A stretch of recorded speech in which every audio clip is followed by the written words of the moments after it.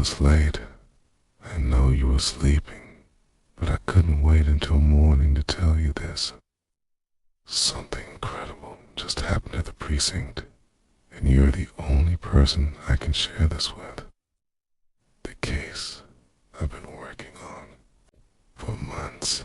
It's the one that's been keeping me up at night. The one everyone said was impossible to solve. ... Finally cracked it. You remember the Hamilton case, right? It's a wealthy businessman who disappeared from his locked office on the 20th floor.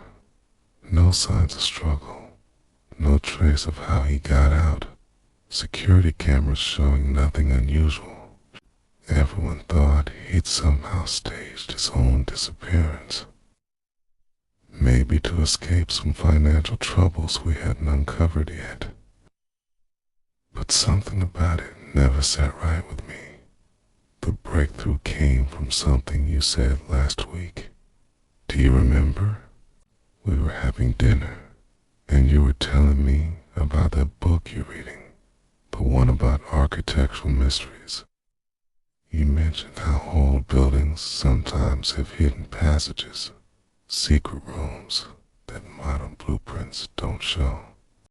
At the time, I just smiled and nodded, but tonight, something clicked. I went back to the Hamilton building after hours, got permission to examine the office again, but this time, I wasn't looking for evidence of how someone left. I was looking for evidence of how someone could have entered without being seen. The building is from 1923, renovated multiple times, and I started thinking about what might have been hidden during those renovations. The office has this beautiful mahogany paneling, original to the building. Everyone assumed it was just decorative, but when I started examining it more closely, running my hands along the wood grain like you taught me to do when we were antiquing last month, I found something, a section that felt different, that had a slight give when I pressed against it. It took me 3 hours to figure out the mechanism. 3 hours of carefully examining every detail, every joint, every piece of molding. And then, just as I was about to give up, I found it. A hidden switch disguised as a decorative rose carved into the panel. When I pressed it just right, and the entire section of the wall swung inward.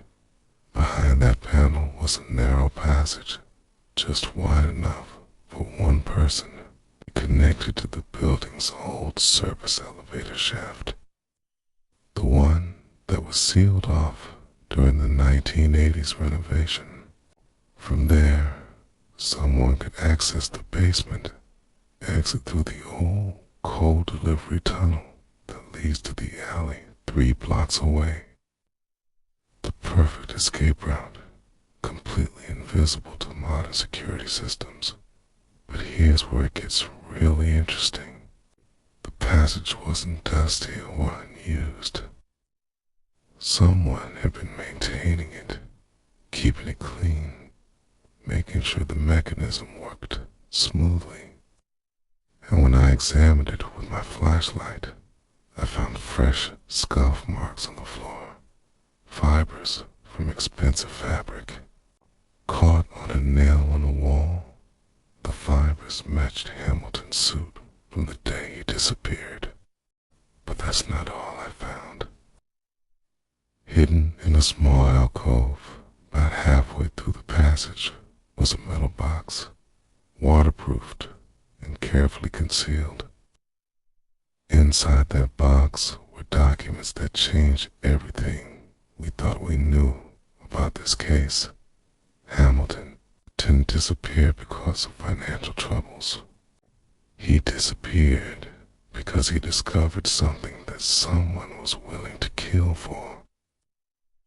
Bank records showing massive money laundering operations, photographs of meetings that never officially happened, audio recordings that could bring down some very powerful people in this city. The person who made him disappear knew about the passage because they'd been using it for months, for years, to access Hamilton's office after hours. They had been slowly gathering evidence of his investigation, trying to stay one step ahead of him, but Hamilton was smarter than they gave him credit for. He knew someone was on to him, so he hid copies of everything in that passage. The night he disappeared, he was supposed to meet with the FBI the next morning. Someone found out about that meeting.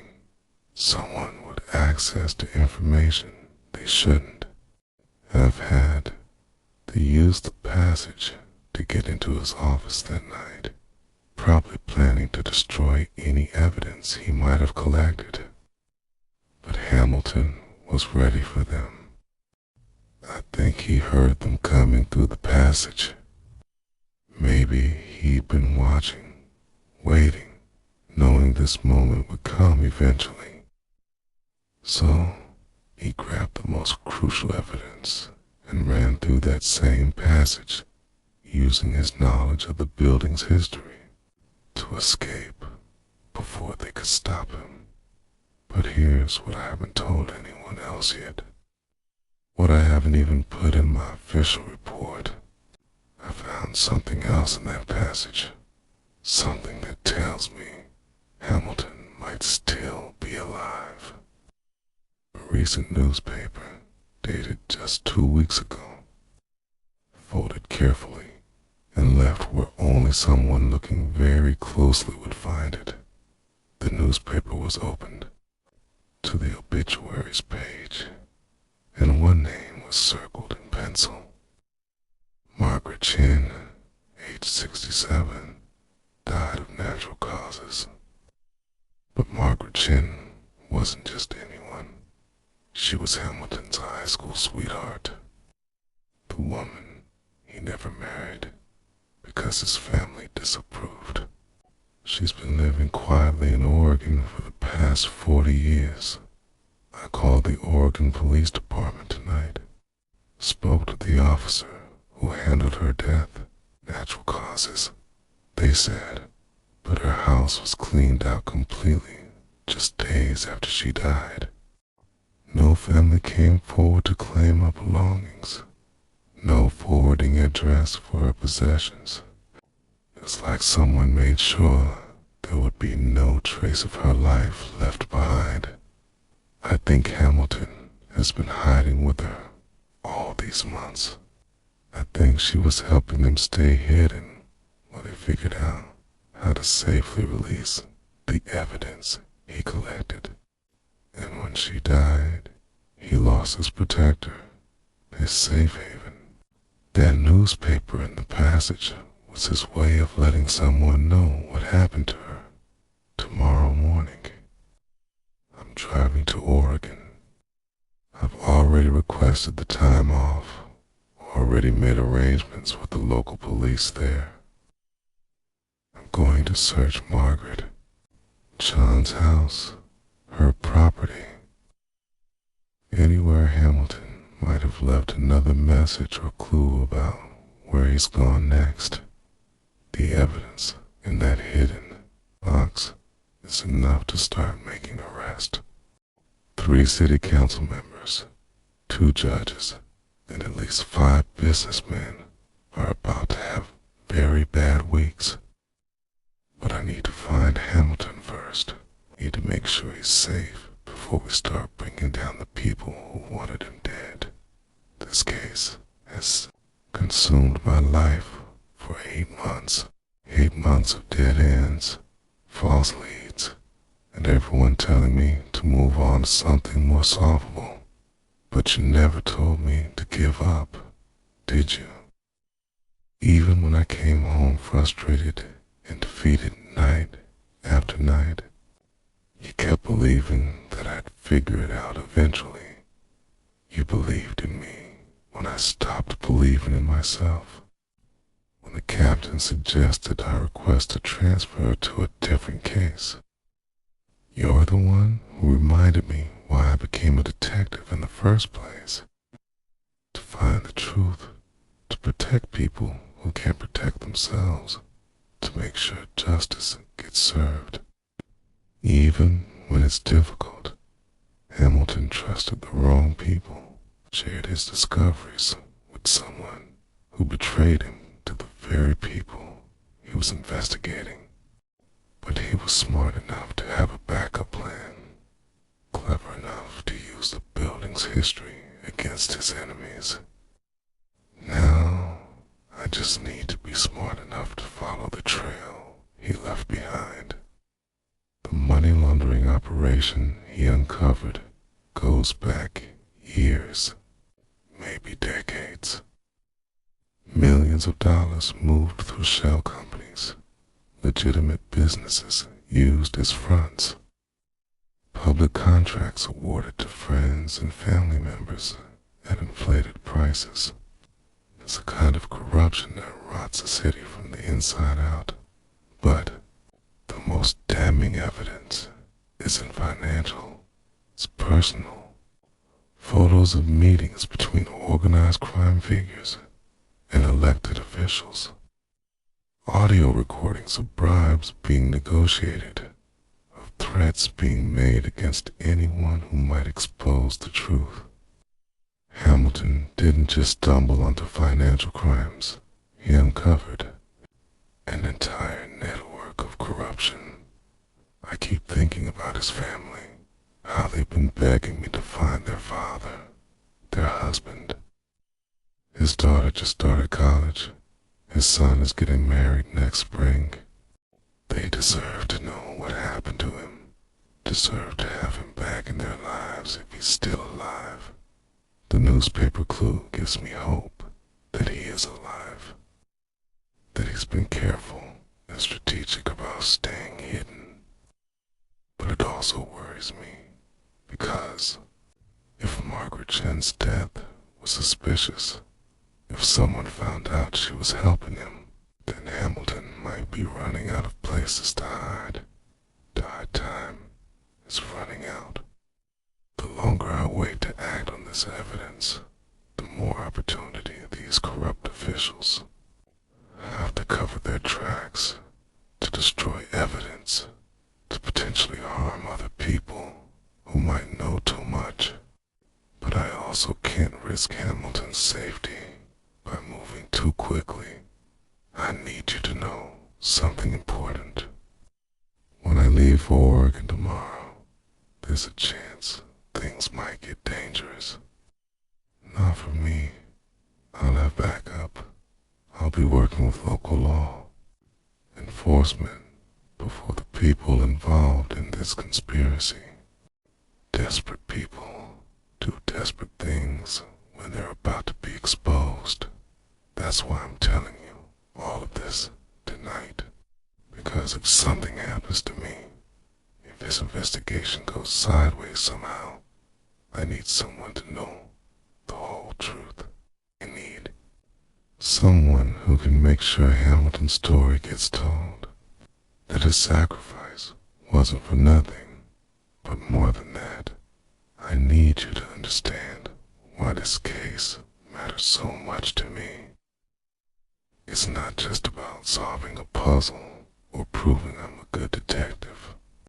It's about a man who risked everything to expose the truth, who sacrificed his comfortable life because he couldn't stand by and watch innocent people get hurt. The businesses being used for money laundering, they're taking contracts away from legitimate companies, driving honest people out of work. The judges being bribed. They're letting criminals walk free while innocent people sit in jail. City council members taking kickbacks. They're approving projects that cut corners on safety, that put families at risk. Hamilton saw all of this and decided he couldn't stay silent, even though he knew it would cost him everything: his career, his reputation, his safety, his family. He chose to do the right thing. That's the kind of person worth finding, worth protecting, worth fighting for. I've been carrying copies of the most important evidence with me everywhere I go. If something happens to the originals, if someone tries to destroy what Hamilton collected, there are backups hidden where only you know to look for them. Check behind our bedroom bookshelf, inside the false bottom of my old college trunk.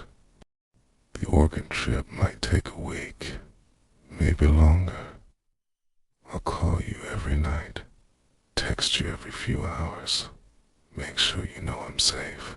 But I needed to share this breakthrough with you. First, needed you to understand why I have to see this through. To the end. You've been my anchor through this entire investigation. When I felt like giving up, when the evidence seemed to lead nowhere, when everyone else lost faith in finding the truth, you kept me grounded. You reminded me that somewhere, out there, a family is waiting for answers. That justice delayed is justice denied. Tomorrow begins the final chapter of this case. Either I find Hamilton alive and help him come home safely, or I find evidence of what really happened to him and make sure the people responsible pay for their crimes. Either way, this investigation ends with the truth. I love you for listening to me obsess over evidence boards at 3 in the morning, from bringing me coffee during the late-night research sessions, for never making me feel guilty about how much time this case has consumed. You've been my partner in this investigation even. Though you're not a detective, your questions help me see patterns I might have missed. Your fresh perspective pointing me toward clues I'd overlooked. You're the one who suggested I research the building's history, who reminded me that old structures often hide secrets. Without you, I might never have found that passage. So wish me luck tomorrow. Wish me luck in Oregon, in finding Hamilton, in bringing this whole conspiracy to light.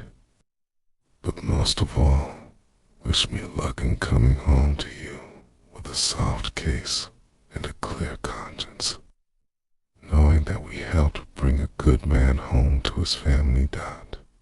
Close your eyes now and try to get some sleep. Tomorrow is going to be a big day for both of us, and I need you rested and ready to hold down the fort while I'm gone. Dream of Hamilton reuniting with his family, of justice being served, of all the good we're about to do in the world. I'll be home soon, baby, with answers, with justice, and with proof that sometimes the impossible cases are just waiting for the right person to care enough to solve them. Sweet dreams.